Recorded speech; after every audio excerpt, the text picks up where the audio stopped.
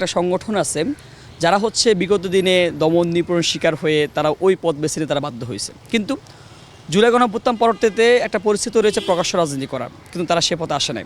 তারা এখনও হচ্ছে গিয়ে যে আগের যে স্ট্র্যাটেজি সে স্টেজ এখনও মেনটেন করতেছে। এক্ষেত্রে কী হয় দেখেন, এক্ষেত্রে একটা দ্বন্দ্ব তৈরি হয়। এক তো হচ্ছে গিয়ে তারা ওই সমস্ত লোক যারা হচ্ছে গিয়ে গণঅভ্যুত্থান পরবর্তীতে ছাত্ররা যে নিষিদ্ধের জন্য হচ্ছে কি আন্দোলন করে, শুধু আন্দোলন থেমে থাকে নাই, তারা হচ্ছে একটা মব ক্রিয়েট করেছিল।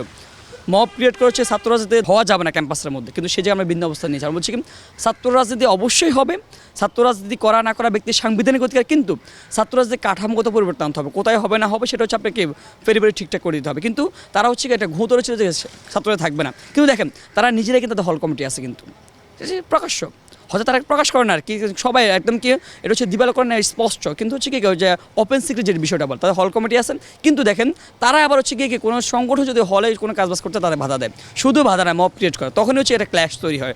ওই ছাত্র সংগঠনের সাথে ছাত্রলীগের কোনো ক্ল্যাশ হইতো না, কিন্তু কেন হইতো না, তারা হচ্ছে গিয়ে গোপনে কাজটা করতো।